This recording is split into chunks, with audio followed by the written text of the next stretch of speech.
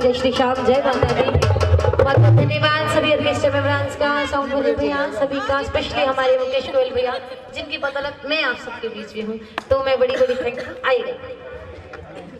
और अब ब्रेक, अब हमारा घंटा बिल्कुल रिलैक्स, चाय नाश्ता करो। आशु भाई ने बढ़िया इंतजाम कर ही रखा, पूरी रात से खा पी रहे हम तो। अब जैसे मर्जी आड़े हो जाओ, तिरछे हो जाओ, कुछ भी करो। और आशु भाई जोर से बोलो, सच्चे दरबार की कथा शुरू करें। आप सभी सब रात्रि पर से बैठ जाओ, सभी जो टेढ़े मेढ़े होके बैठे इस तरफ मुंह कर लो, सभी दरबार की तरफ।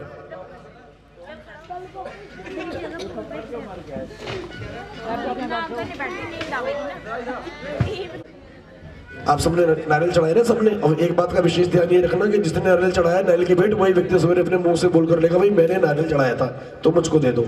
और नारियल क्यों चढ़ते हैं, सबसे बड़ी बात देखो, बड़ी प्राचीन समय की बात है, दिल्ली की ही बात है। देखो दिल्ली में एक जगह है, ये नरेला, आपने सुना होगा, पास में सुना नरेला।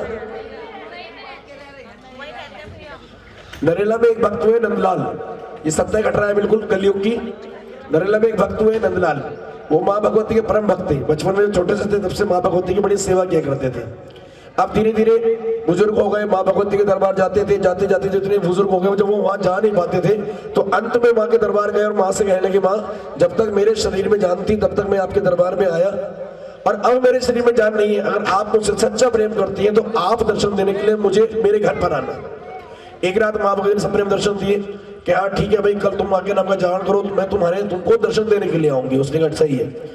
उसने अपने धर्मपत्नी को ये बात बताई और कहा भाई किसी को बताइए मत, आज हमारे यहाँ जागरण है माँ का, आज साक्षात माँ भगवती स्वयं हमको दर्शन देने आएगी। परंतु वो कहते हैं ना, एक पुरानी कहावत है कि औरतों के पेट में बात रुकती नहीं है। औरतों को श्राप लगा हुआ है ये कि उनके पेट में कोई भी बात रुकेगी नहीं।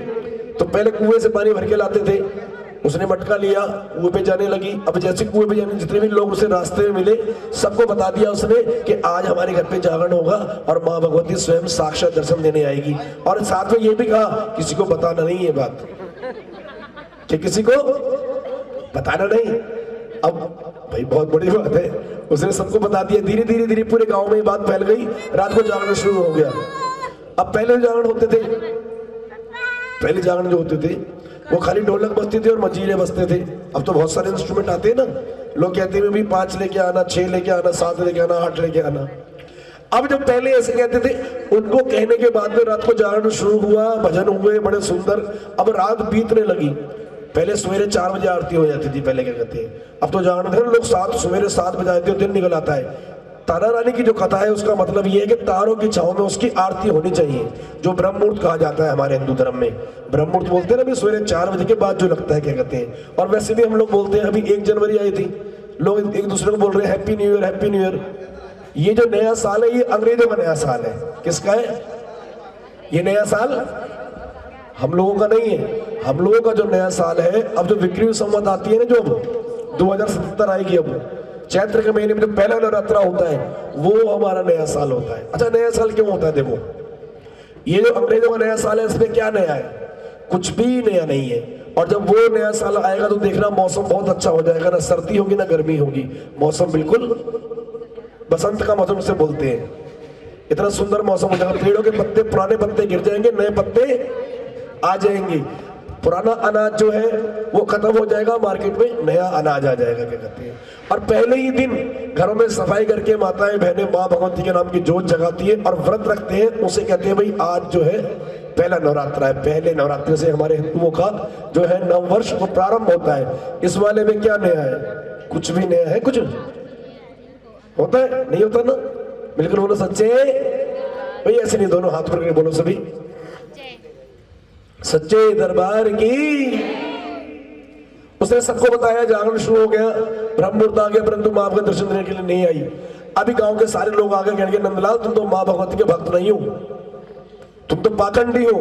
अगर तुम्हारी सच्ची प्रीत होती माँ भगवती से तो माँ तुमको दर्शन देने के लिए स्वयं आती, परंतु माँ नहीं आई। तुमने झूठ बोला, माँ तुम्हारे आएगी। जब सारे गांव के लोग इकट्ठे हो गए तो नंदलाल को लगा अब मेरे जीवन का कोई अर्थ नहीं है, जीवन मेरा व्यर्थ हो गया है। हाथ में लिए अपने छेना, समझते हैं जो छेने बसते हैं, बड़े बड़े पहले बसते थे, हाथ में लिया, गर्दन पे मारा, माँ भगवती के चरणों में चढ़ा दी, अपनी गर्दन काट के माँ के चरणों में चढ़ा दी। माँ भगवती साक्षात स्वयं प्रकट हो गई और हाथ में उसकी गर्दन ली, सर पे रखी, जल के छींटे मारे और उसको जीवित कर दिया। उसने कहा माँ भगवती आपसे मेरी प्रार्थना है कि मैंने तो आपके चरणों में अपनी गर्दन काट के चढ़ा दी, परंतु कलयुग में कोई भी भक्त आपको अपनी गर्दन की बलि नहीं चढ़ाएगा। अगर आप माँ भगवती सच्चा प्रेम करती हो तो ये नारियल की भेंट स्वीकार करो। तब से माँ भगवती के चरणों में जो ये नारियल की भेंट है ये हमारे शीश की बलि मानी जाती है एक प्रकार से। तो आप लोगों में से जितने भी लोग हैं सवेरे जो नारियल वही व्यक्ति लेना, कहीं ऐसा ना हो किसी गर्दन कट के किसी और के सिर पे लग जाए, तो इसीलिए वही व्यक्ति नारियल लेगा जिसने नारियल को चढ़ाया है। आइए अब कथा प्रारंभ करते हैं। एक बार मिलकर बोलो सभी हाथ दोनों पर करके, हे सच्चिया जोता वाली माता तेरी, बोलो सच्चे दरबार की। कहते हैं भक्तों प्राचीन समय की बात है, पंजाब में स्पर्श नाम के राजा राज्य क्या करते थे, राज्य में सुख समृद्धि धन यश वैभव की वर्षा हुआ करती थी, परंतु राजा के संतान नहीं थी। राजा माँ के परम भक्त थे। एक रात माँ भगवती ने राजा को सपने में दर्शन दिए और कहा राजन मेरे नाम का जागरण करवाओ, तुम्हारी एक नहीं 2 कन्याएं जरूर लेंगी। राजा मन में बड़े प्रसन्न हुए, माँ के नाम का यज्ञ कराया, यज्ञ के पश्चात जागरण करवाया। जागरण के ठीक 1 वर्ष पश्चात एक बहुत ही सुंदर सी कन्या ने जन्म लिया जिसका नाम उन्होंने तारा रखा। क्यों? क्योंकि वो तारों की छांव में पैदा हुई थी। किसकी? तारों की छांव में पैदा हुई थी। अब राजा मन में विचार करने लगे, माँ ने मुझको वरदान दिया तुम्हारे यहाँ 2 कन्या जन्म लेंगी।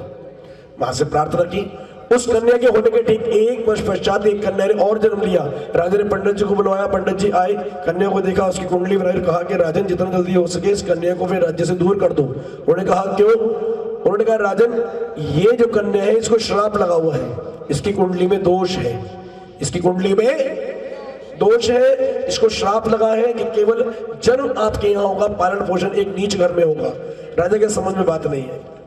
उसने कहा संतान हमको माँ ने दी है, संतान हमको कौन देता है? परमात्मा देता है, परंतु एक इतनी सुखदाई और दूसरी इतनी दुखदाई क्यों है? मन में विचार किया, पूछा पंडित जी मुझे विस्तार से सारी कथा बताओ कि ये दोनों कन्याएं को माँ भगवती ने दी है, परंतु एक इतनी सुखदाई और दूसरी इतनी दुखदाई क्यों है? उन्होंने कहा राजा ने यदि सुनना चाहते हो ध्यान से बैठो, और जब भी कथा सुनते हो तो वैसे तो कोशिश ये रहनी चाहिए कि आप लोग जमीन पे आलती पालती मार के से बोलते ना सुखासन में बैठे और रीढ़ की हड्डी बिल्कुल सीधी होनी चाहिए। क्यों?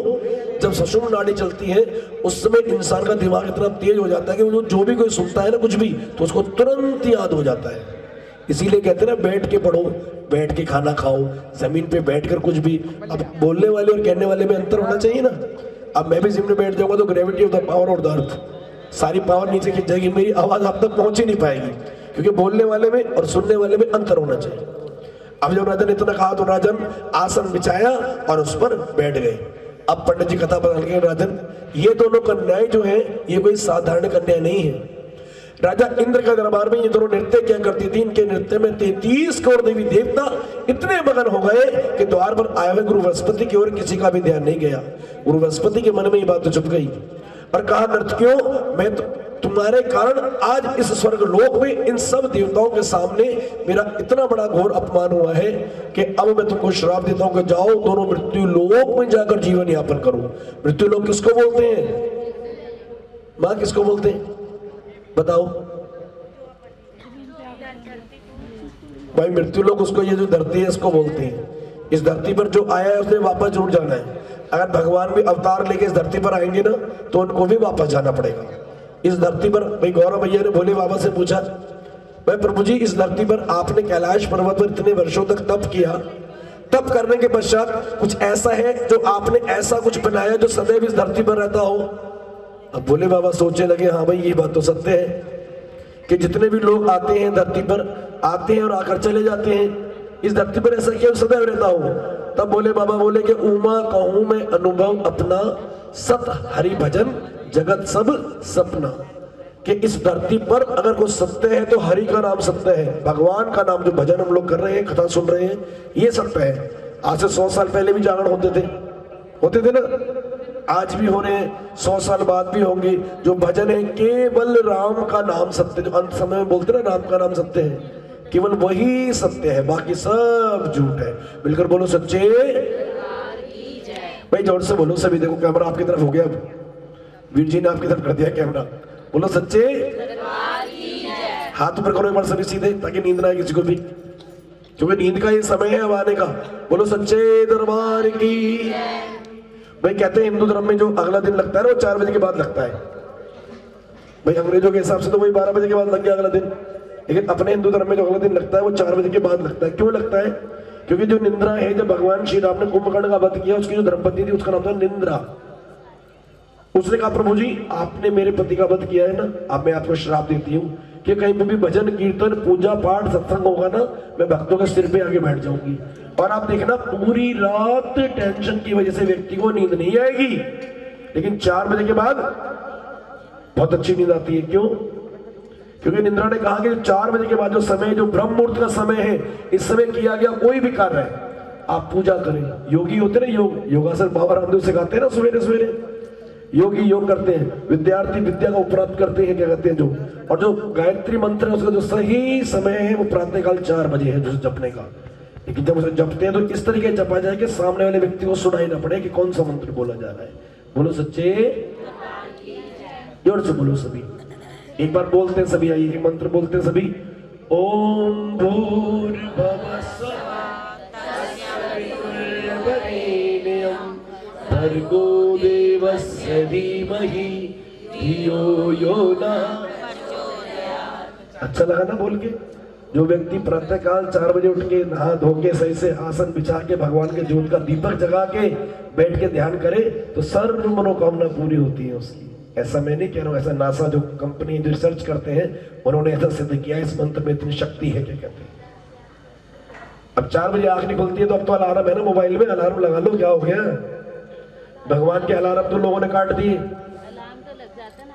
नहीं, लेकिन जो अलार्म भगवान ने, मुर्गा है ना, मुर्गा देखो, मुर्गा जो बोलता है सवेरे, देखो उसकी टाइमिंग देखो कितनी जबरदस्त है उसकी। परमात्मा ने उसकी टाइमिंग कैसी बनाई है, वो सवेरे 4 बजे बोलता है करेक्ट एकदम। आप कभी या तो आसपास है नहीं, लोगों ने मार डाले, खत्म ही कर दिए लोगों ने, तो आप कभी भी मिला के देखना वो प्रातःकाल बोलता है बिल्कुल सवेरे सवेरे, क्या कहते हैं बोलते हैं ना माँ, सुना होगा पहले होते थे मुर्गे गांव में बोलते थे ना। दिल्ली में कहा है, दिल्ली में जगह भी, दिल्ली में तो इंसानों के रहने की जगह नहीं है। बोलो सच्चे, जोर से बोलो सच्चे।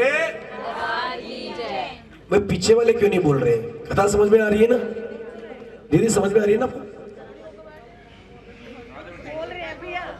अच्छा नहीं, मैं पूछ रहा हूँ कथा समझ में आ रही है ना? अब मैं पूछूंगा बीच बीच में, अभी तो कथा शुरू नहीं हुई है, अभी तो कथा में प्रवेश करेंगे हम सभी, क्या कहते हैं। अभी सुबह सुबह का टाइम है ना, थोड़ी भूमिका बनाऊं थोड़ा सा ताकि सबको समझ में आए, क्या कहते हैं। आइए बोलो सच्चे दरबार की। अब बताओ माँ कथा कहाँ छोड़ी थी मैंने, आपको याद है? नहीं मतलब मैंने पूछा माँ से, बता तुमने दिया। ये बहुत बड़ी परेशानी है, जिससे पूछो वो व्यक्ति नहीं बताता है ना, दूसरा व्यक्ति जवाब देता है कि सवेरे 4 बजे। भाई वो तो सबको मालूम है कि अगला दिन जो लगता है वो 4 बजे के बाद लगता है। ये बात देखो इनको याद है, बोलो सच्चे। अब जब दूसरी बेटी हुई, इसको श्राप में लगे जाओ मृत्यु लोक में जाकर जीवन यापन करो। उनसे पूछा कि ऐसी क्या चीजें सदैव इस धरती पर रहती हो? भोले बाबा ने कहा ओमा कहूं मैं अनुभव अपना, सत हरि भजन जगत सब सपना। इस धरती पर सत्य है तो राम का नाम सत्य है, हरि का नाम सत्य है, जो सदैव इस धरती पर रहेगा, बाकी सब चीजें बिल्कुल बेकार है। जब उनको पता लगा, दोनों बहनों ने मृत्यु लोक में जन्म लिया एक ब्राह्मण घर में, और दोनों बहनें एकादशी का व्रत किया करती थी। परंतु बड़ी बहन ने छोटी बहन से कहा कि जाओ आज एकादशी का व्रत है, 16 फल खरीद के लाओ बाजार से। छोटी बहन थोड़ी चंचल थी, बाजार में गई, 16 फल खरीदे। 16 फल खरीदने के पश्चात उसने क्या देखा, ये बाजार में दुकानदार आवाज लगा रहा है कि महाप्रसाद ले लो, महाप्रसाद ले लो। पहले प्रसाद लोग ना बोल बोल के देते, लो जी प्रसाद ले लो, लो जी प्रसाद ले लो, पहले ऐसे बोलते थे, क्या करते। उसने कहा अच्छा लाओ भैया क्या चीज है दिखाओ, ये क्या बेच रहे हो? मैं बेच नहीं रहा हूँ, ये तो प्रसाद है। उसने प्रसाद लिया, खा लिया, उसे प्रसाद बड़ा स्वाद लगा। कई लोगों के व्रत होते हैं ना और प्रसाद खा लेते हैं उसके अंदर। कई लोगों का व्रत होता है, वो फिर भाई लो खा लो कोई बात नहीं, चाय पीनी है प्रसाद की चाय पी लो कोई बात नहीं, पी लेते ना कई लोग। लेकिन व्रत किस बात का है? व्रत का अर्थ क्या है भाई? व्रत का अर्थ है इस पेट को आराम देना, इस जिह्वा को आराम देना। लेकिन लोग व्रत में इतना खा लेते हैं, इतना तो नॉर्मल टाइम में नहीं खाते जितना व्रत में खा लेते हैं लोग। फिर कहते हैं मेरे तो 9 के 9 दिन नवरात्रे मेरे व्रत है मेरे पूरे, के कहते हैं। इतने फल तो लोग नॉर्मल टाइम में नहीं खाते। जैसे नवरात्र शुरू हो गए, केले हो गए 100 रुपए दर्जन, क्यों? सबको पता है तो केले खाएंगे भाई। 6 केले खाए, 4 संतरे खाए, 1 गिलास दूध पिया, और शाम को गुट्टू के आटे की पकौड़ी और वो आलू की टिक्की और क्या क्या साबुदाने के वो चिप्स खा लिए। और फिर कहते हैं हमारे तो 9 के 9 दिन नवरात्रे हैं, कि भाई हमारे तो व्रत है। अच्छा सबसे बड़ी बात देखो, कई लोगों से बोलो कि भाई व्रत है तो फिर क्या हुआ, कह रहे अगर मैं व्रत रखती और खाती हूँ मुझे बड़ा चिड़चिड़ापन आता है, तो किसने बोला व्रत रखने के लिए? किसी ने बोला है? जीवन में काम वही करो जो तुम्हारे बस का है। काम हमेशा, अगर आप भूखे नहीं रह सकते हो तो कोई जरूरत नहीं है व्रत रखने की। भाई व्यक्ति ने व्रत रख लिया, चिड़चिड़ापन आ गया, खुद भी लड़ रहे हैं, कभी सास से लड़ रहे हैं, कभी बच्चे को पीट रहे हैं, कभी पति से लड़ाई लड़ रहे हैं, तो ऐसे व्रत की कोई फायदा नहीं है बिल्कुल भी। कहते जीवन में उतना ही व्रत करें आप कि भाई आज 4 रोटी खाते हैं, आज केवल 2 ही खाएंगे, भाई हमारे बस का इतना ही है जी। भाई भगवान के दरबार में होता है ना, कोई 100 चढ़ाता है, कोई 50 चढ़ाता है, कोई 10 चढ़ाता है, कोई नहीं चढ़ाता है, तो भगवान ये थोड़ी कहते हैं आप पैसे चढ़ाओ मेरे ऊपर, ऐसे तो नहीं कहते ना भगवान। भगवान तो केवल भाव के भूखे है ना, कि कोई भावना से जोत को जगा के देख ले और बोलती है मूर्ति बुलवा के देख ले। ये बोले कौन सी भाषा में हमें ज्ञान भी तो हो और सुनने को बातें मैया की हमारे। आप ध्यान से भजन सुने, भजन करें, बस भगवान तो हो गए प्रसन्न। गा लो भजन, सुन लो भजन, बस बोलो सच्चे। दीदी ये बताओ मैंने कथा कहाँ छोड़ी थी, आप बताओ, आप बड़े ध्यान से सुन रहे हो नहीं? ये जबरदस्ती, ये मैं नहीं, दीदी से पूछ लो ना। तभी तो बताएंगे हम, हाथ खड़ा करते नहीं पता? वो एकादशी का व्रत रखती है। नहीं, देखो देखो ये क्वालिटी है। जो व्यक्ति स्टेज में खड़ा, जो टीचर है ना, वो उसी बच्चे पे उंगली करेगा जो होमवर्क करके नहीं लाया है। वो उसी बच्चे के चेहरे, जो चेहरा है ना हमारा, ये बता देता है कि कौन कितना समझदार है। जो होमवर्क करके लाया वो बच्चे का, वही टीचर का मेरे को ना देख लेंगे, मेरे पे उंगली ना कर दे टीचर, है ना। भाई उसने प्रसाद ग्रहण कर लिया, उसने कहा भैया प्रसाद बड़ा स्वाद है, 1 दोना मुझे और दे दो, 1 दोना मुझे और दे दो। कि मैं किस लिए? कि मेरी बहन के लिए, मेरी बहन का भी व्रत है आज। तो प्रसाद ले घर पे आई, घर पे आने के बाद में उसने क्या करा, कहा बहन ये लो 16 फल और ये लो महाप्रसाद। उसने कहा 16 फल तो ठीक है, परंतु ये महाप्रसाद क्या है? उसने कहा बहन देखो बड़ा स्वाद है, मैंने खाकर देखा प्रसाद। उन्होंने कहा ठीक है 16 फल यहाँ रख दो। अब जैसे उसको हाथ में लिया उसने, किसको, और उसके दोनों पे से ढक्कन हटाया तो उसने क्या देखा, मांस के टुकड़े। उसने कहा अरे एकादशी के व्रत में तो चावल खाना भी पाप माना जाता है। एकादशी का व्रत कौन से देवता का होता है बताओ माँ? सबसे पहले नाचना इन्होंने शुरू किया मेरे भजन पे, पहला ही भजन गाया हरियाणा का, माता खड़ी हो गई नाचने के लिए। ये भगवान की बड़ी कृपा है। बोलो सच्चे, बोलो श्री हरि विष्णु भगवान की, लक्ष्मी नारायण भगवान की। कहते पूरे साल जो व्रत होते हैं, आप सारे व्रत करें या ना करें, परंतु साल में एक व्रत आता है, निर्जला एकादशी का व्रत आता है ना, जिस व्रत में पानी भी नहीं पीते हैं। और साल का सबसे गर्म दिन कहा जाता है उसको, लेकिन अब तो गर्मी कभी भी पड़ जाती है, सर्दी कभी भी पड़ जाती है, कभी भी दिल्ली में, कभी कश्मीर बन जाता है, कभी भी, है ना। पीछे कितनी ठंड पड़ी थी। पूरे साल में आप कोई व्रत करें चाहे ना करें, तो जो वो वाला व्रत है उसी व्रत में केवल पानी भी नहीं पीते हैं, तो उसको बोलते हैं निर्जला एकादशी। क्या बोलते हैं? कि भाई इसमें जल भी नहीं पीते हैं। और उसी व्यक्ति को अधिकार है जल बांटने का जो उसको व्रत को करता है। अब तो भेड़ चाल है ना, सब लोग कहते हैं भाई आज ये बांट रहा तो मैं ही बांटूंगा। अच्छा सारे उसी दिन मीठा पानी बांट देते हैं, जितने भी लोग होते हैं सबने यहाँ भी ले, वहां भी, ये नहीं कि एक व्यक्ति कल बांट दे, परसों बांट दे, नहीं, सारा पुण्य एक ही दिन में लूट लेंगे, कि सारा पुण्य एक ही दिन में लूट लेंगे। और अलग अलग दिन, उस दिन लोग वो भर के ले जाते हैं बोतलें और फेंक देते हैं, उस पानी को फेंकते ना। जीवन में एक बात याद रखो आप, अच्छा किया गया कार्य, अच्छा किया गया कर्म अच्छा ही होता है, चाहे वो आज करो, कल करो, परसों करो, चाहे कभी भी करो। क्या कहते हैं, पानी का पुण्य हमेशा उतना ही मिलता है, चाहे आप कभी भी पिलाओ। सर्दी पड़ रही है, किसी को प्यास लग रही है, उसको पानी पिलाओ तो तब भी उतना ही पुण्य मिलेगा जितना गर्मी में मिलता है। क्या कहते हैं, ये नहीं गर्मी में ज्यादा मिलेगा सर्दी में कम मिलेगा, ऐसा नहीं है। पानी तो पानी है, जल से पतला ज्ञान है। क्या है जल से पतला?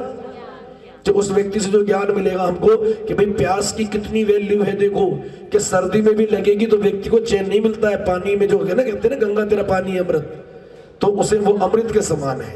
अब बोलो सच्चे दरबार की। उसने कहा एकादशी के व्रत में तो चावल खाना भी पाप माना जाता है, तूने तो मांसाहार किया, जहां मैं तो श्राप देती हूँ तेरा अगला जन्म छिपके लिखा हो तो आजीवन मांसाहार करो करे। उसने कहा माँ, उसने कहा बहन आपने मुझे श्राप दे दिया, परंतु उसमें मुक्ति कैसे होगी? उसने कहा द्वापर युग में पांडव माँ के नाम का यज्ञ रचाएंगे, अगर तूने उस समय अपनी बुद्धि का प्रयोग किया तो तेरी श्राप से मुक्ति जब उसने इतना कहा भक्तों कि श्राप से मुक्ति हो जाएगी, परंतु वो समय कब आएगा, मैं वहां कैसे जाऊंगी? तब उसकी बड़ी बहन बोली कि देख, इस संसार में कभी भी जमीन चल के नहीं आती है, इंसान चल के जाती है। जमीन तो चल के नहीं आती ना भाई, हमेशा इंसान चल के, जिसके साथ जो होना है ना वो व्यक्ति अपने आप वहां पहुंच जाएगा। वो समय जब आएगा तू बुद्धि का प्रयोग करियो, तेरी श्राप से मुक्ति हो जाएगी। उसने कहा ठीक है। भक्तों वो समय आया, पांडवों ने मां के नाम का यज्ञ रचाया, यज्ञ में 33 करोड़ देवी देवताओं को बुलाया, परंतु एक ऋषि दुर्वासा को नहीं बुलाया। ऋषि दुर्वासा के मन में बात चुप गई। ऋषि दुर्वासा के मन में कि मैं तुम्हारा यज्ञ सफल नहीं होने दूंगा। एक गिद्ध का रूप बनाया, अपने पंजे में एक मरा हुआ सांप फंसाया और उस स्थान पर घूमने लगे जहां पर कि खाना बन रहा था। क्या बन रहा था वहां पे मां? प्रसाद बन रहा था। कौन सा?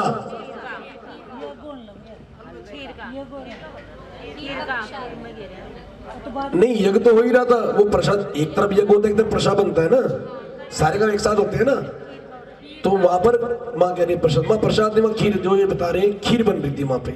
हम कुछ भी बनाए जीवन में, जब तक बनाने के बाद उस चीज का भोग भगवान को नहीं लगाते तब तक वो चीज प्रसाद नहीं बनती। प्रसाद का भारतवर्ष में बहुत बड़ा चमत्कार है। अपने भारतवर्ष में आप घर में आलू पूरी बनाए, उनमें वो स्वाद नहीं आता जो भंडारे का आलू पूरी में स्वाद आता है ना। चमत्कार है ना।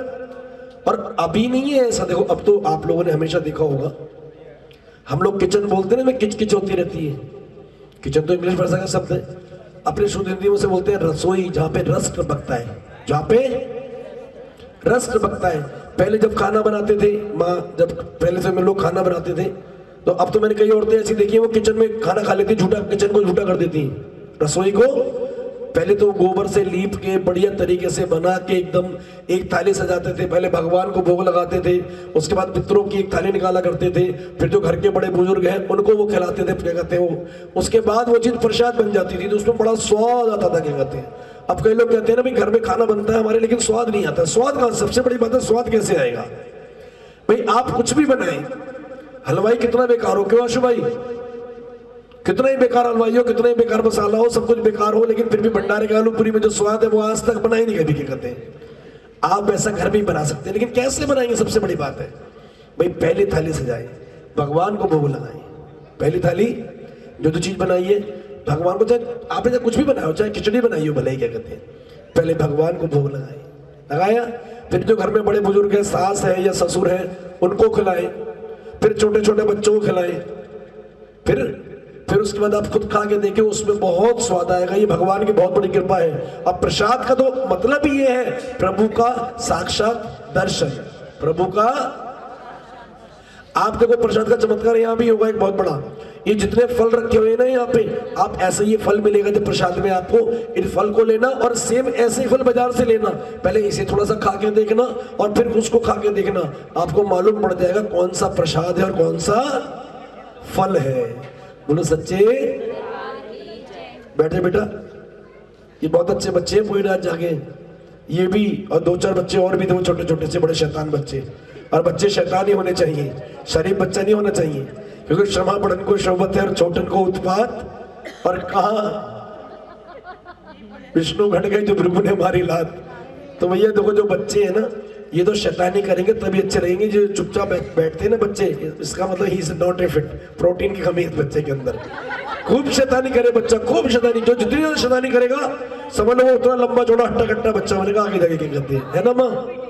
लेकिन हमने बच्चों का बचपन जो है मार के रख दिया। छोटा सा बच्चा होता है 2.5 साल का, उसे पहले प्ले स्कूल में करा दिया, पहले टेंशन दे दी उसको, क्या कहते हैं। फोन जो है, फोन भी बहुत चलाते हैं बच्चे, क्या कहते हैं। मैंने भैया को दिखाया अपना फोन, मेरे फोन में 60 गेम है, मेरे फोन में, इस फोन में 60 गेम है पूरी। मेरे बेटे ने भर रखा है, पूरा पैक कर रखा है फोन, क्या कहते हैं, बिल्कुल। तो ये छोटे छोटे बच्चे हैं ना, क्या कहते हैं, हमने बचपन इनका ऐसा कर दिया है कि सवेरे उठाओ 6 बजे। अरे बच्चे का समय सवेरे उठेगा 9 बजे आराम से। जब हम लोग छोटे छोटे थे तो आराम से उठते थे ना। तो मिलकर बोलो सच्चे। अब कथा किसको याद है, कोई भी बता दो मुझे। हाँ दीदी आप बताओ। रूप लेके वो पंजे में सांप को कहाँ पे हो रहा था ये? सेक्टर 11 में आशु भाई के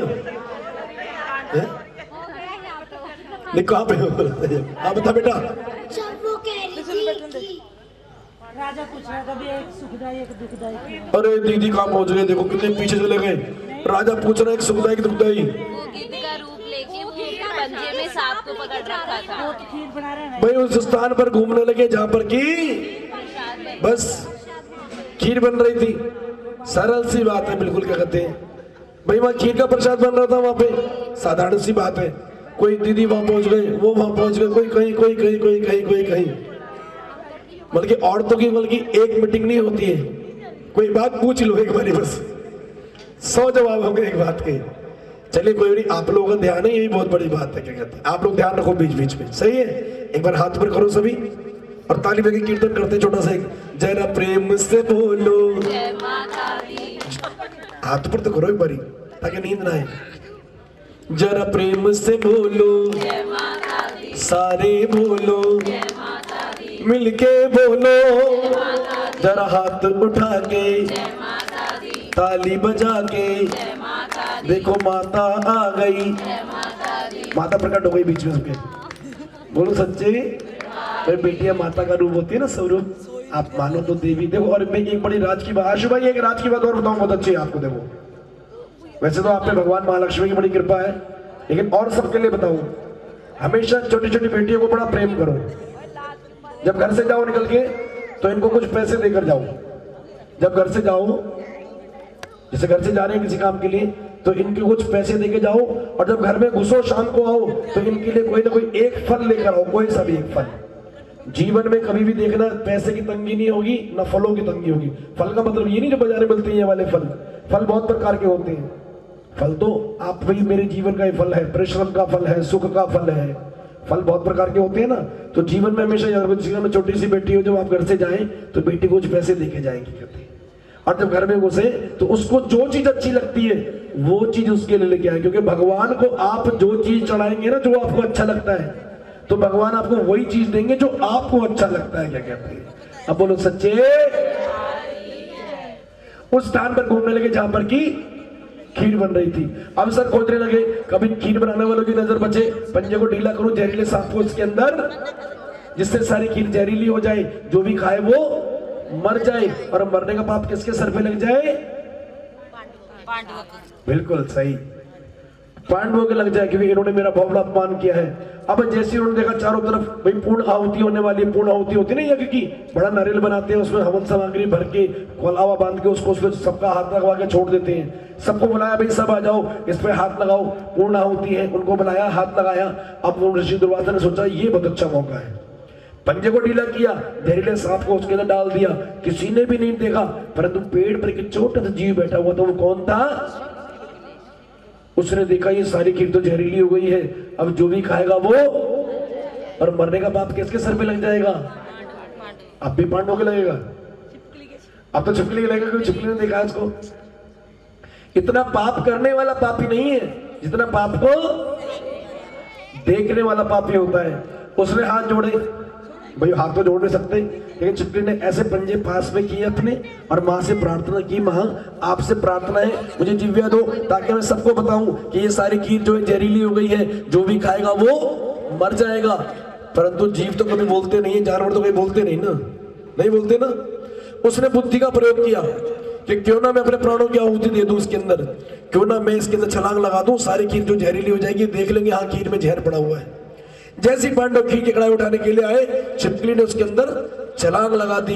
पांडवों ने कहा ये क्या रंत हो गया, सारी बात ऋषि मुनियों को जाकर बताई। ऋषि मुनियों को बड़ा क्रोध आया, हाथ में जल लिया, कहा अरे हम पूरी रात के भूखे ब्राह्मण अब भोजन ग्रहण करते और तूने सारी खीर को जहरीला कर दिया है। जहां हम तुझे श्राप देते हैं कि तेरा अगला जन्म, हाँ खुल के बताओ, कोई बात नहीं, यहाँ कौन सा जुर्माना लग रहा है, यहाँ मुझे पेनल्टी लग दी है। जहां तूने बड़ा नीचे वाला कर्म किया है, तेरा अगला जन्म नीच योनि में हो। अब जब इतना श्राप दिया, छिपकली मन में सोचने की हे माँ भगवती, मैंने सबके प्राणों की रक्षा की है और मुझे श्राप मिल गया। अब पांडवों को आगे दिखे, जाओ इस खीर के कढ़ाई को लेकर जंगल में जाओ, गहरा गड्ढा खोदो और इस खीर को उसमें डाल दो, क्योंकि हिंदू धर्म में ना तो दूध को नाली में बहाते हैं और ना ही दूध को लांगते हैं, है ना। जैसे दूध गिर जाए तो उसको लांगते नहीं, पता है किसी को, क्योंकि दूध और पूत जो होते हैं ना बड़ी किस्मत से मिलते हैं। ये जो ये बेटे होते हैं ना, ये जो दूध है ना, दूध जो मिलता है ये बड़े किस्मत वाले लोगों को मिलता है, क्या कहते हैं, दूध पीने के लिए संसार में। और जो बेटा होता है ना, ये बड़े किस्मत वाले लोगों को मिलता है। इसलिए ना तो बेटे को लांगते हैं और ना दूध को लांगते हैं। लांगते वैसे बेटी को भी नहीं, क्योंकि बेटी देवी का स्वरूप है, बेटी को तो लांगते ही नहीं है। बोलो सच्चे। अब भक्त तो इतना तत्पश्चात होने के बाद में वहां पे उन्होंने कहा, अरे माँ ये क्या श्राप मिल गया, एक श्राप से तो मुक्ति हुई नहीं, अब इससे मुक्ति कैसे होगी, क्या अब इससे मुक्ति कैसे होगी। मन में बड़ा विचार किया उसने, बड़ी दुखी हुई। अब जैसे उन्होंने कहा भाई उसको डालो, खीर को उसमें डाला गड्ढे के अंदर, उन्होंने क्या देखा, एक छोटी सी छिपकली गिरते हुए सबने देखा था, परंतु उसके तले में जब सांप का पिंजर देखा तो सोचा मन में ये क्या लीला है। सारी बात ऋषि मुनियों को बताई, दिव्य ज्ञान में बैठ गए, ध्यान लगाया और जैसे देखा, अरे ये सारी लीला तो ऋषि दुर्वासा की रचाई हुई है, ये सारी लीला तो दुर्वासा की रचाई हुई है। वो हम सबके प्राण लेना चाहते थे, क्योंकि हमने उनको आमंत्रित नहीं किया था, परंतु इस छिपकली ने तो अपने प्राणों की आहुति देके हम सबके प्राण बचाए हैं। अब ऋषियों ने कहा कि हम अपना श्राप वापस तो नहीं ले सकते। कहते हैं मुख से निकली हुई बात, धनुष से निकला हुआ बाण, पर्वत से गिरता हुआ झरना और हाथ से गया हुआ समय कभी लौट के नहीं आते। जो समय बीतता जा रहा है ना, जो समय जाता जा रहा है, ये लौट कर कभी नहीं आएगा। क्या कहते हैं, उन्होंने कहा हम अपने श्राप वापस तो नहीं ले सकते, परंतु इतना कर सकते हैं कि इसका जन्म एक ऊंचे कुल में हो और पालन पोषण एक नीच कुल में हो। जब पंडित जी ने 3 जन्मों की कथा बताई, कथा समझ में आई, ये कथा के बीच में कथा है। जब 3 जन्मों की कथा बताई कि राजन केवल जन्म आपके यहाँ पर होगा, पालन पोषण एक नीच घर में होगा। उसने कहा अच्छा अब मैं क्या करूं, उसके कहने का बताओ। उन्हें कुछ करने की आवश्यकता नहीं है, इस संसार में भगवान ने सबका भाग्य बनाया है, इसके भाग्य में जो होगा ये अपने आप वहां चली जाएगी। आप एक चंदन का बक्सा बनवाओ, हीरे जवाहरात रखो, गद्दा बिछाओ, इस कन्या को उसमें लिटा दो, लिटाने के पश्चात उस बक्से को नदी में बहा दो। राजा ने आज्ञा का पालन किया, बक्से को नदी में बहा दिया। बक्सा बहता बहता पहुंच गया सरयू नदी के घाट पर। वहां एक पंडित जी प्रातःकाल स्नान कर रहे थे नदी के अंदर, और ठंडे ठंडे जल में स्नान कर रहे थे और भजन कर रहे थे साथ में, बहुत सुंदर। बोले सभी कि भज मन नारायण नारायण नारायण, श्रीमन जोर लगाना पड़ रहा थोड़ा, के श्रीमन नारायण नारायण नारायण, जोर से बोलो ताली बजा के। अभी टीवी में जाके देखना, आस्था पे बाबा राम ने बताते हैं, जो सवेरे उठ के 108 बार ताली बजाता है ना, उस लेडीज को ब्यूटी पार्लर जाने की जरूरत नहीं है, वो घर में बैठ के सुंदर हो जाते हैं। विश्वास नहीं आ रहा ना आपको, आज से करके देखो एक्सपेरिमेंट। ये आशु भैया कितने सुंदर है, आपको पता है क्यों सुंदर है? नहीं है, चेहरे में कितनी चमक है इनके, क्यों चमक है पता है? 11 जुट के आशु भैया। भाई जी ये घर के वेदी लंकाट है, मैं तुम्हारे नंबर बना रहा हूँ, ये नंबर गिरा रहे हैं। आप कौन लगते हैं, ये कौन लगते हैं भैया के? लो बड़ी बहन ही मतलब कि नंबर काट ले भाई। भैया की आवाज ही नहीं आ रही यहाँ तक, गला बैठ गया। बोलो सच्चे। दीदी कह रहे हैं भाई तो 11 बजे उठते हैं, मैं भी 11 बजे उठता हूँ, चिंता नहीं करो, हम लोग भी 11 बजे उठते हैं। अब भजन करके जाएंगे तो 11 बजे जागेंगे, और क्या मतलब कि जाते ही जाग जाएंगे, क्या कहते हैं? बोलो सच्चे। लेकिन जीवन में एक बात याद रखो, आप कोई भी कार्य करें जीवन में, आप खुशी के लिए कार्य करेंगे तो शायद खुशी आपको ना मिले, लेकिन खुश होकर कार्य करेंगे तो शायद जरूर खुशी मिले आपको। क्या करते हैं, कोई भी काम करें हंसते हुए करें, तो जीवन में आप देखें कुछ भी करने की जरूरत नहीं, योगा वगैरह सब बेकार की बातें होती है, लेकिन करेंगे तो बहुत अच्छा है, ऐसी बात नहीं है, करेंगे तो बहुत अच्छा है। क्योंकि परमात्मा योग का मतलब क्या है? योग मतलब उसको इंग्लिश में क्या बोलते हैं? योग को प्लस, समझ में आया? योग को क्या बोलते हैं? प्लस करना, जमा करना, कि शरीर में हम कुछ जमा कर रहे हैं। चलिए एक भजन करते हैं सुंदर सा। जैसे ही वहां पर पहुंचा बक्सा और पंडित जी भजन कर रहे हैं बड़े आनंद में कि भज मन नारायण नारायण नारायण, ओ श्रीमन नारायण नारायण नारायण, ओ लक्ष्मी नारायण नारायण नारायण, ओ सूर्य नारायण नारायण नारायण, ओ चंद्र नारायण नारायण नारायण, आधे लोग ताली नहीं बजा रहे हैं और हाथ भी बड़े धीरे धीरे मार रहे हैं कि चोट लग जाए। चलो कोई बात नहीं, बस अब रहने दो, हो गया भजन। बोलो सच्चे, पूरी रात तालियां बजाई आप लोगों ने, बहुत अच्छा भजन तो अच्छे लगे ना सबको जाते है ना, भजन अच्छे हुए ना। चलो भजन हमेशा देखो जीवन में एक बात याद रखो, ये भजन कीर्तन पूजा पाठ आस्था श्रद्धा निष्ठा विश्वास ये करवाने वाले की भावना पे डिपेंड करता है। गाने वाले भी हमें, बजाने वाले भी हमें, और यही दरबार है। हम सब कहीं और जाते तो आनंद ही नहीं आता, उनको क्या हमें नहीं आता, वो कहते आनंद नहीं आया। तो मैं कहा भैया हमने तो अपनी तरफ से बहुत अच्छा किया है, आप नहीं आया तो ये आपकी भावना में खोट है, हमारा कुछ नहीं है। हर आदमी चाहता है कि तारीफ मिले, मुकेश भैया हमेशा चाहते हैं कहीं भी जाए तारीफ सुन के आए, होता ना ऐसा। अब करवाने वाले भी आपकी भावना अच्छी थी तो बहुत अच्छा भजन हुआ। और सबसे अच्छी बात है पुलिस नहीं आई, बड़े अच्छे लोग रहते हैं भैया आपके चारों तरफ रोहिणी में, क्या कहते हैं तुम्हें जवाब नहीं लोगों का। वरना दिल्ली में साउंड बहुत उठ रहे हैं आजकल, जैसे ही भजन होता है 10 बजे शुरू, पुलिस बंद करो इसको, चलो पे। पड़ोसी बड़े अच्छे, सभी बड़े पड़ोसियों की भगवान मनोकामना पूर्ण करे। भगा दी, चलो ये भी आपकी गुंडा करती है बहुत बड़ी। कह रहे पुलिस तो बहुत आई है लेकिन मैंने भगा दी। चलो फिर आप तो दीदी हमारे साथ चला करो, पैसे मिला करेंगे 1100 रुपये दिया करेंगे आपको, आप हमारे साथ चला करो। ठाडे का जोड़ है, बिल्कुल जी ठाडे का जोड़ है जी, बिल्कुल होना भी चाहिए ऐसा, क्या कहते हैं भैया। चलो आओ मिलकर बोलो सच्चे। अब पंडित जी स्नान करते करते जैसे पंडित जी की जैसी नजर उसमें पड़ी, बक्से पे मन में लालच आ गया कि अरे इस बक्से में कुछ चमक रहा है, जरूर धीरे जवाहरात है गए थे इसके अंदर। पंडित जी के मन में लालच आ गया, कहते मन में खोट भरी मुख में जय जय हरि, तेरा मंदिर में जाने से क्या फायदा, और मैल मन का ना धोया तूने बदन धो लिया तेरे गंगा नहाने से। पंडित जी ना तो गंगा जी में रहे हैं ना तो सरयू नदी में रही है, लेकिन मन में पाप आ गया उनके। हम लोग गंगा जी नहाने जाते हैं तो गंगा जी नहाते पवित्र हो जाते हैं क्या, बताओ माँ? गंगा जी नहाने पवित्र रहते हैं, लेकिन गंगा जल में इतनी शक्ति है कि आप गंगा जल शीशी में भर के लेके आए, वो सारी नदी खराब नहीं होता है। गोमुख से लेकर गंगा सागर बीच में जहां जहां गंगा जी का प्रसार है, जहां जहां गंगा जी जहां चलती हुई जा रही है, आप कहीं से भी जल भर ले, उस जल को शीशी में भर के घर में ले आए, वो जल सारी जिंदगी खराब नहीं होता है। कितना बड़ा चमत्कार है धरती में देखो। और कितना रिसर्च हुआ है कि भाई इसके अंदर ऐसा क्या है, ऐसी क्या जड़ी बूटी मिली हुई है कि कभी खराब नहीं होता है, ऐसा क्या है इसके अंदर, है ना चमत्कार। लेकिन गंगा जी, आप कह रहे हो गंगा जी नहाने जाते हो तो पवित्र नहीं होते हैं, तो हरिद्वार मतलब पैसा खराब कर रहे लोग जाके, मतलब जो लोग ब्रह्मकुंड में जा रहे हैं वहां नहाने के लिए वो सब पैसा बेकार, पाप धोने जाते हैं। पाप धो, अच्छा पाप धुल जाते हैं वहां से। पाप तो मैं वैसे दो चम्मच सब फिल्टर पानी में मिलाए और पी ले, सारा फिल्टर है व्यक्ति, वो तो सारे पाप धुल जाते हैं उससे। एक बात मेरे याद आ गई, मैंने कहा बीच में टोक दूं।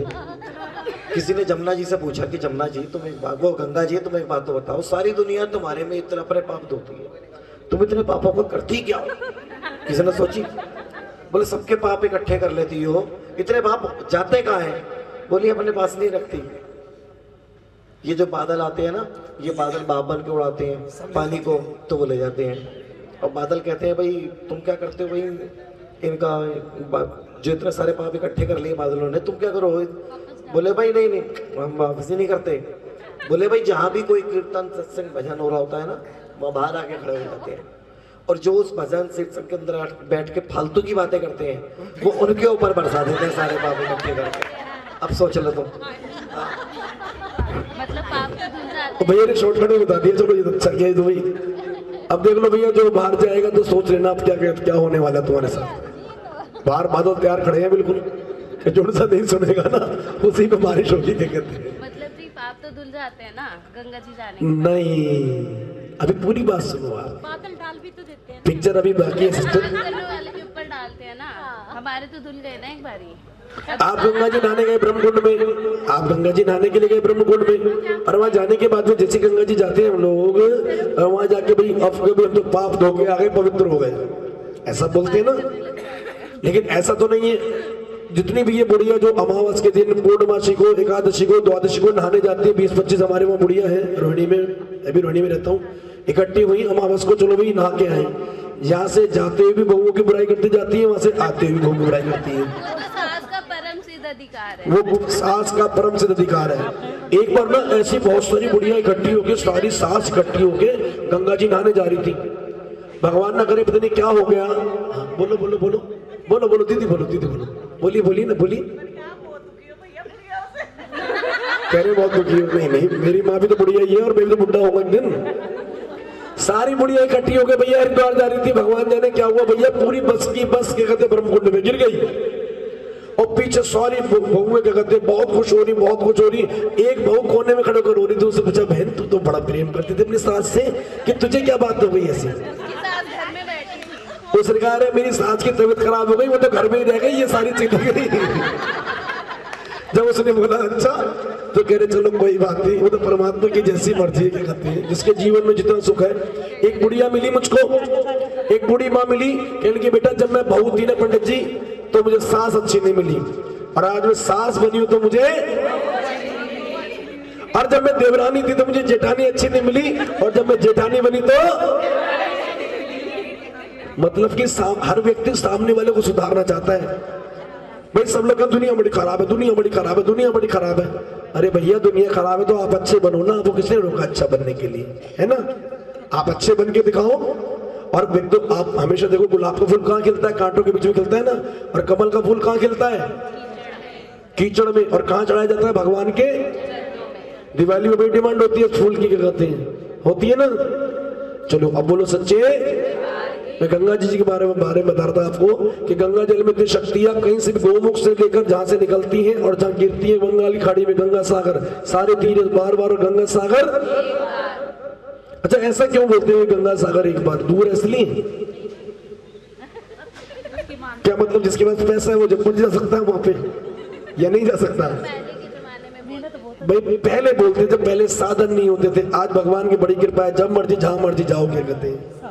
आप कहीं से भी जल भरे, कहीं से भी जल भरे, वो जल खराब नहीं होता है। और गंगा जल में इतनी शक्ति है, लेकिन कहते हैं गंगा जी नहाने से अगर पवित्र नहीं होते हैं तो कहते हैं भाई इतनी शक्ति है गंगा जल में, तो मछली आठों पैर नहाती फिर भी उसकी दुर्गंध न जाती। मछली जो होती है गंगा जल में रहती है अशुभाई, और गंगा जल से बाहर निकालो तो उसमें क्या आती है? हिंदी में बोलो, स्मेल नहीं, हिंदी में दुर्गंध आती है। क्यों आती है?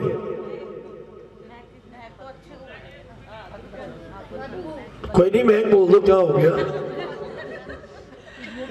भाई? महक क्या है? गंद लगा दो, कितनी गंदी महक है, कितनी अच्छी महक है।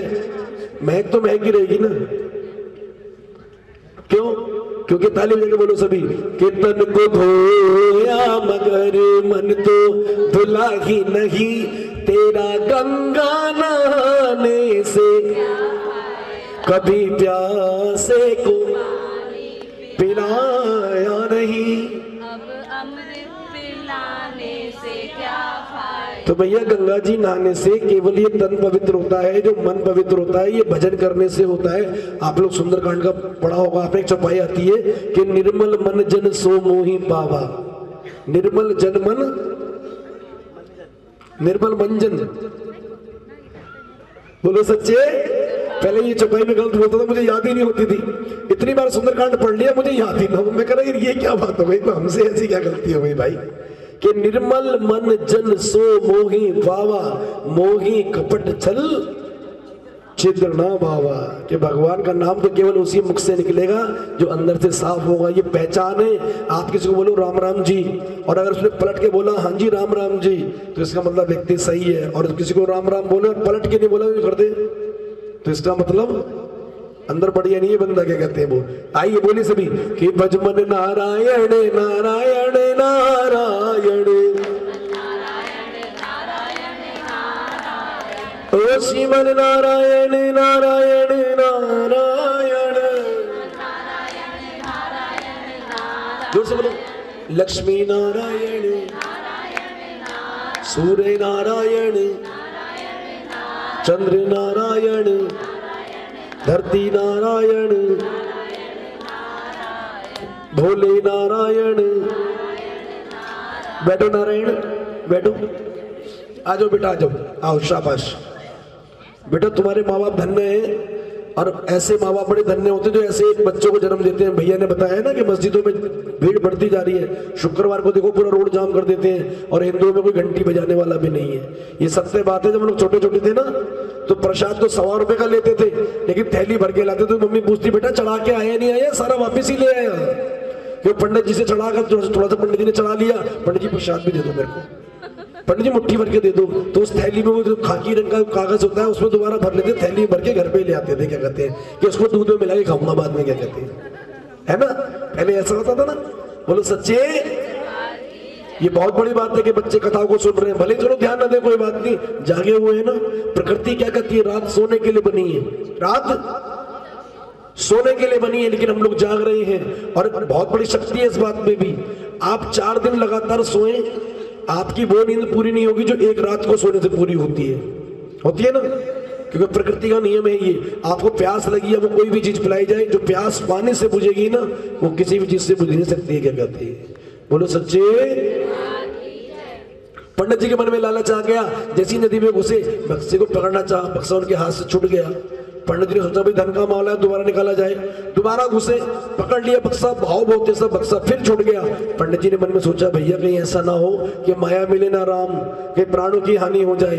नदी के बाहर आए, सामने क्या देखे, सफाई कर्मचारी सफाई कर रहा है, उसे बुलाया, अरे इधर आओ। उसने कहा पंडित जी आपके ऊपर जब मेरी परछाई पड़ जाती है तो आप नदी में 7 बार नहाते हैं, परंतु आज आप स्वयं आप मुझको बुला रहे हैं, बताइए क्या क्या मेरे लिए। उन्होंने कहा कुछ नहीं करना है, एक बक्सा नदी में बहता हो जा रहा है, इस बक्से को निकाल के बाहर ले आओ, इस बक्से के अंदर जो माल है वो तो मेरा और जो बाहर है वो। जब उसने इतना बोला तो उन्होंने कहा ठीक है भाई, ऊपर 4 हार दिख रहे हैं, मैं तो 4 में संतुष्टि कर लूंगा। पंडित जी ने दिमाग लगाया, युक्ति लगाई, ऊपर 4 है तो अंदर जरूर 40 होंगे इसके, क्या कहते हैं। जैसी वो नदी में घुसा, एक चमत्कार हुआ, बक्सा स्वयं उसके हाथों में आ गया, बक्से को निकाल करके बाहर आया, और जैसे उस बक्से को देखा, देखने के पश्चात देखा, क्या देखा उसके अंदर, बक्से को बाहर लाया और बड़ा सा पत्थर लाया और सर पे दे मारा। किसके?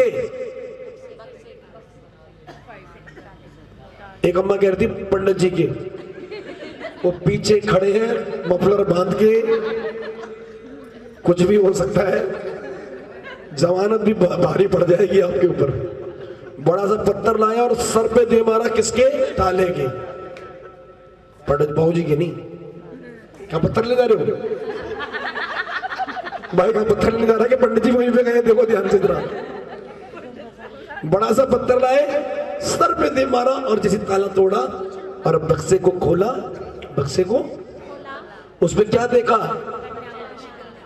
कौन सी कन्या? छोटी सी कन्या आएगी, और कितनी बड़ी कन्या आएगी उसके अंदर। देखो जो पुराने टाइम के लोग होते हैं ना, बात समझा के बोलते हैं, छोटी सी कन्या, भाई छोटी सी कन्या ही तो आएगी ना, इतनी बड़ी कन्या तो आ नहीं सकती इसके अंदर। बक्से को खोला, कन्या को लिया, हृदय से लगाया, कहा पंडित जी इस कन्या को देखकर मेरा मन इसके ऊपर रुक गया है, इस कन्या को देखकर मेरा मन इसके ऊपर, इसलिए मैं इसका नाम क्या रखूंगा? रुको। और दीदी आप क्या बोल रहे हो? रुक्मणी? नहीं, मेरी बात ध्यान से सुनो। हाँ आप बताओ दीदी, आप बताना, दोबारा सुनो मेरी बात को ध्यान से। उसने उस कन्या को देखा और देखकर कहा कि इस कन्या को देखकर मेरा मन इसके ऊपर रुक गया है, इसलिए मैं इसका नाम है। उनकी तो सुन लेने दो, मैं आपकी तो सुन ही लूंगा, आप तो पास बैठे हो। एक तो मैं पूछ इनसे रहा हूं तो जवाब वो दीदी दे रहे, मेरी आंखों में अंतर है क्या? तो भैंगा व्यक्ति करता है ऐसा। आके तो गोलियां सही है ना मेरी, दोनों तुम स्ट्रेट गोली है, ऐसा नहीं ना वो व्यक्ति देखता ही है, बोलता हुआ है। कईयों को वैसे भगवान न करे ऐसा हो, लेकिन मैं पूछ उनसे रहा हूं, बताओ वो दीदी रही है, ऐसा तो नहीं डिफरेंस आ रहा मेरी आंखों में? ऐसा लग रहा है? आपका आई टेस्ट हो गया जी, फ्री में आई टेस्ट हो गया है ना। चलो मिलकर बोलो सच्चे। कन्या को लिया और कहा इसको देखकर मेरा मन इसमें रुक गया, इसलिए मैं इसका नाम रुकमन रखूंगा। हृदय से लगाया, पंडित जी ये कन्या मुझको दे दो। पंडित जी बड़े भले इंसान थे, बड़े भले मानुष थे। कहा भाई ये धन भी तुम ले जाओ, क्या कहते हैं, जब किसी को बेटी देते हैं तो साथ में धन भी देते हैं। कल्लू बिल मन में बड़ा प्रसन्न हुआ, बेटी को लिया, हृदय से लगाया, धन को लिया, अपने घर की ओर चला गया। भक्तों धीरे धीरे समय बीतता चला गया। उधर महलों की रानी तारा जवान हो गई, उधर कल्लू बिल की बेटी रुक्मन जवान हो गई। संयोग से दोनों बहनों का विवाह एक ही नगर में हुआ। हरिपुर के राजा हरिचंद से बड़ी बहन तारा का विवाह हुआ, उसी नगर के एक भील परिवार में रुक्मन का विवाह हुआ। संयोग से जो रुक्मन की सास थी वो महलों की रानी तारा के सफाई का कार्य करने, झाड़ू लगाने के लिए जाती थी मंदिर में। एक दिन उसे बुखार आ गया, उसने कहा माँ जी आपको तो बहुत जोर का बुखार है, आप बैठो विश्राम करो, आपके बदले मैं जाऊंगी। उसने कहा नहीं नहीं बहू, अभी तो तेरे हाथ की मेहंदी भी नहीं छूटी है। हमारे हिंदू धर्म में जब तक बहू के हाथ की मेहंदी नहीं छूटती तब तक उससे घर का सच बात है ये, है माँ? अब वो रात को रोड डेली लगा ले हाथ में तो दीदी को देखो, दोनों बहन भाई की सोच कितनी मिलती है कि अगर वो दोबारा मेहंदी लगा ले तो अच्छा। बोलो सच्चे, एक दूसरे की पोल पट्टी खोलने में लगे हुए हैं। घर का मेहंदी, बोलो, एक दूसरे की पोल पट्टी खोलने में लगे हुए हैं। क्या कहते हैं? हैं? लो, मतलब मैंने ऐसा बोला क्या? मैंने बोला भी पोल पट्टी खोलो? मैंने ऐसा बोला है कहीं? कथा का अर्थ ये है कि आपको एक एक शब्द, हम लोग किसी भी बात को जब बोले और साथ में उसका लॉजिक बोले तो उससे वो बात हमको याद हो जाती है। आप गणित के सवाल करते हैं, साथ में सूत्र बताए जाते हैं ना, जिस सूत्र से वो सवाल हमको याद हो जाए दिमाग के अंदर, तो आपको एक एक बात ये याद रहेगी। कथा जो हो रही है ना, अभी समझ नहीं आएगा क्या हो रहा है, इसका आनंद तो आपको 4 दिन बाद पता लगेगा कि आशु भैया के जान में गए थे, भाई बहुत अच्छी पार्टी आई थी, बहुत अच्छी मंडली आई थी, मुकेश गोयल जी आए थे, बड़ा अच्छा भजन हुआ और शायद दोबारा इसीलिए हमको यहाँ बुलाया गया। क्या कहते हैं? बोलो सच्चे, इसी जगह पर, इसी स्थान पे ये दूसरी कथा है मेरी। एक बार पहले बोलकर गया था, पहले की रिकॉर्डिंग भी होगी शायद आपके पास में, और अभी नहीं होगी। 3 साल हो गए इस बात को। अच्छा, ऐसा लग रहा है 3 साल की बात है जैसे कि। चलो बहुत बढ़िया है, कोई बात नहीं, 3 साल बाद फिर आ जाएंगे। क्या कहते हैं? बोलो सच्चे, उसकी कृपा होनी चाहिए कि जगे सारी रात पुजारी, आजा शेरों वाली सवेरा। हो गया ना? ज्योत की लपटें धीमी पड़ गई, आजा पहाड़ा वाली सवेरा। सवेरा होने वाला है ना, तो बस अब 10 मिनट कथा हो रही है, आप लोग ध्यान से सुने, सभी को प्रसाद देना है, उसके बाद में आरती करके फिर आप अपने अपने घर जाना। ठीक है? मिलकर बोलो सच्चे। अब की बार खजाना मिलेगा, ठीक है? जिससे मैं पूछ रहा हूँ वही बताएगा। दीदी बताओ कथा कहाँ छोड़ी थी मैंने? बक्सा कहाँ आ गया? हाथों की मेहंदी पे छोड़ी थी कि मेहंदी जब तक नहीं छोड़ती है तब तक क्या कहते हैं वो नहीं करते हैं, बताने मत देना किसी को। देखो दीदी को पता है, दीदी खड़े जाओ, आप खजाना लो पंडित जी, जाओ। बाद में आपने बताया कविता ही है, कोई बात नहीं, दे दो। आपने बताया मेहंदी छुट्टी नु आता है, उन्हें तो कहता बक्सा। मतलब इनके सुख से सुखी नहीं हो, उनके मतलब की आप है ना, नहीं उनको खजाना मिल रहा है, आप अपने दुख से दुखी नहीं हो। नहीं, अपने दुख से दुखी नहीं है, उनके सुख से दुखी है कि इनको क्यों मिल रहा है, इनको क्यों मिल रहा है, ये तो गलत बताया इन्होंने। तो आपने कहा दीदी, आपने सही बताया, आपने झूठ बोल रहा है ना। आशु भाई, ये दीदी को, दीदी है भी नहीं, आप ये इनकी साली है। जय हो। नहीं, आप जो बोले आपने वहाँ ये गलत, इन्होंने गलत बोला है, मैं मान गया आपकी बात। आप जानना चाहे एक की जगह 2 दे दो। नहीं, मैं मान गया। अब तो बात खत्म हो गई, अब तो मिल गया, अब तो कुछ हो ही नहीं सकता। 2 दे दो ना। नहीं, अब वो वहाँ झाड़ू लगाने जाती थी, एक दिन उसे बुखार आ गया, उसने कहा बहू जब तक हिंदू धर्म में हाथ की मेहंदी नहीं छुटती है ना, तब तक क्या कहते हैं घर का काम नहीं करवाते हैं। क्या कहते हैं? जब उसने इतना कहा वक्त, उसने कहा नहीं माँ, ये तो सब रीति रिवाज की बात है, परंतु हमारे सामने अगर मेरी सास बीमार पड़ी है या किसी बहू के सास बीमार पड़ी है तो काम करने में व्यक्ति घिसने जाता है। जीवन में याद रखना, काम हमारे जीवन का आधार है। जो व्यक्ति काम करता है वो जीवन में बूढ़ा नहीं होता है। क्या कहते हैं? इस शरीर से जितना काम करोगे ये शरीर उतना सुंदर हो जाएगा। क्या कहते हैं? चंदन जितना घिसते हैं और जितना माथे पे लगाते हैं ना, इस ललाट पे उतनी चमक आती है। क्या कहते हैं? आती है ना? चंदन जितना घिसा जाए भोले बाबा के जो वहां रखा होता है और जब माथे पे लगाए तो पसीना आता है तो उस चंदन में चमक आती है। क्या कहते हैं? तो जीवन में काम जीवन का आधार है हमारे। जब उसने इतना कहा तो इतना कह के उसने कहा ठीक है माँ जी। उसने कहा देखो बहू, हम लोग नीच जाति के लोग हैं और नीच जाति के लोगों का मंदिर की सीढ़ियों पर चढ़ना महापाप माना जाता है। पूरे महल की सफाई करना परंतु कभी मंदिर की सीढ़ियों की सफाई नहीं करना। उसने कहा ठीक है। वो बहू बड़ी आज्ञाकारी थी, अपने सास की सारी बातें मानती थी। क्या कहते हैं? अब वो वहां पहुंची, पूरे महल की सफाई करके जब वो वापस लौट रही थी उसने क्या देखा? मंदिर की सीढ़ियों पर कुछ पेड़ के सूखे पत्ते पड़े हैं। उसके मन में विचार आया कि अरे कितना बड़ा दुर्भाग्य है मेरा, हम कौन सी जाति के लोग हैं, ऐसी कौन सी नीच जाति हो गई। कहते हैं जाति कभी कोई नीच नहीं होती, जाति कभी कोई नीच नहीं होती, लेकिन नीच जब सब जाति में होते हैं। जाति कभी कोई नहीं। देखो जात धर्म जो ज्ञान है वो किसी का गुलाम नहीं है, ज्ञान किसी को भी हो सकता है। जो रामायण लिखी है वो किसने लिखी है? तुलसीदास जी महाराज ने श्री रामचरितमानस लिखी है। जो रामायण लिखी है महर्षि वाल्मीकि ने लिखी है। क्या कहते हैं? और जो ये महाभारत लिखी है और श्रीमद् भागवत कथा जो लिखी है वो किसने लिखी है? महर्षि वेदव्यास जी ब्राह्मण नहीं है देखो, लेकिन उन्होंने उसको लिखा है क्या कहते हैं, तो जाति कभी नीच नहीं होती, लेकिन नीच सब जाति में होते हैं क्या कहते हैं। जरूरी नहीं जो पंडित है वो हमेशा ही अच्छे होंगे, कुछ पंडित तो ऐसे देखे जिनके घर में पानी पीने का मन नहीं करता है, और कुछ लोग ऐसे देखे कि बिल्कुल भी, बल्कि पानी पियो खाना खाओ इतने साफ और स्वच्छ रहते हैं। ये ईश्वर की बड़ी कृपा है क्या कहते हैं। तो केवल अपने मन को साफ रखें आप, और मन साफ करने के लिए कुछ नहीं करना है आपने। सवेरे उठे, भगवान के मंदिर में जोत जगाए, नहाए धोए और 2 भजन भगवान को सुना दे, बस उसके बाद देखिए फिर दिन आपका कैसा बीता है, कितना सुंदर दिन बीतता है आप कहते हैं, क्योंकि भगवान तो भजनों के भूखे हैं।